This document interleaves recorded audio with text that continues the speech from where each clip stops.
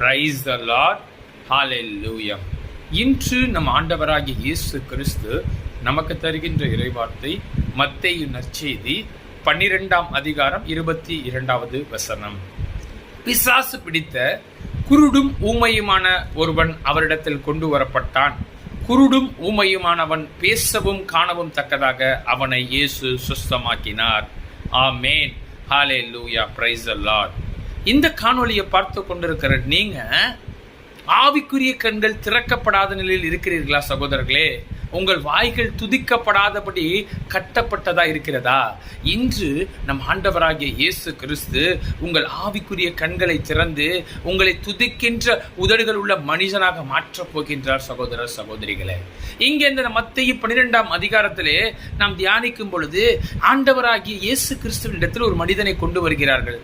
அவன் பிசாசு பிடித்தவனாக இருக்கிறபடினால் அவனுக்கு கண்கள் தெரியவில்லை, வாய் பேச முடியாதவனாக அவன் இருக்கின்றான். சகோதர சகோதரிகளே, இங்கே நீங்கள் பார்க்கும் பொழுது ஆண்டவராகிய இயேசு கிறிஸ்து அவனிடத்தில் இருக்கின்ற பிசாசை விரட்டிய பொழுது அவனுடைய கண்கள் திறக்கின்றது, அவனுடைய வாய் பேசுகின்றது. சகோதர சகோதரிகளே, அப்ப நீங்க தெரிந்து கொள்ள வேண்டியது என்னவென்றால், அங்கே அவன் கண்களையும் வாயையும் முடக்கி வைத்தது அந்த பிசாசு. அதை அறிந்த இயேசு கிறிஸ்து அவனிடத்தில் இருந்த பிசாசை துரத்தி அவனுக்கு ஒரு விடுதலையை கொடுக்கின்றார். இருளில் இருந்த அவனுக்கு வெளிச்சத்தை கொடுக்கின்றார். ஊமையனாக இருந்த அவனை பேச வைத்து சத்தியத்தை சொல்கின்றவனாக மாற்றுகின்றார். சகோதர சகோதரிகளே, அப்ப இங்க இவன் சரீர பிரகாரமாக ஒரு விடுதலையை இந்த இடத்துல நாம் பெற்றுக்கொள்கின்றான் அந்த மனிதன். ஆனால் ஆண்டவராகிய இயேசு கிறிஸ்து இந்த 2026வது வருஷம் இந்த காணொலியை பார்த்து கொண்டிருக்கிற உங்களுக்கு ஆண்டவராகிய இயேசு கிறிஸ்து சரீர பிரகாரம் மாத்திரமல்ல, ஆவிக்குரிய ரீதியில் இன்று விடுதலையை தரப்போகின்றார். சகோதர சகோதரிகளே, அவனுடைய கண்கள் திறக்கப்பட்டது, அவனுடைய வாய் பேசுது.